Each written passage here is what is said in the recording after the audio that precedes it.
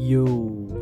So this is the start of our same racing journey, guys. So natin na palit, which is sa orange up, Logitech na 923 including na ng shifter. So napalit siya promo ata to sa orange up. At the same time nagpalit po tawag ka ng Maono na PD100X, which is mo na tong gamit karon. Mao na itong sample, guys. So itong gidulaan is race room. So napo dito handbrake, guys, which is kanang sa dapit sa may shifter nako. So sa orange up gyapon na ito napalit. And then dati mong good ang story is ano ko napalit ato which is katong Logitech na G29.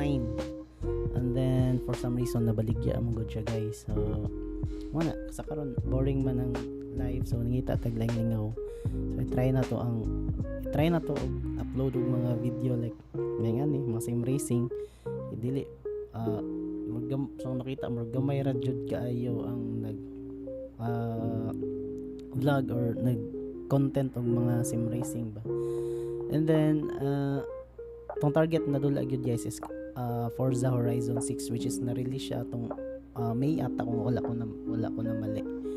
And then wala, try lang good. Bahala na. Just tingnan lang ito, nabay mo tanaw or wala. So kung na mo tanaw, mas maayo o wala, okay na po, wala, lingaw-lingaw raman niya ito. So no big deal, wala tayo i-expect.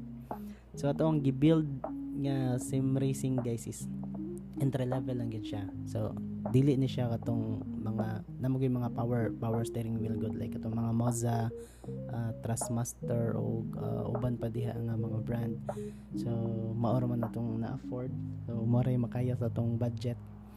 Then unta i-follow ko ninyo, subaybayan niyo akong journey kung so worth it ba or unsa ba ka or sayang lang. At the same time part man isa to ang unsay tawagan na nila kanang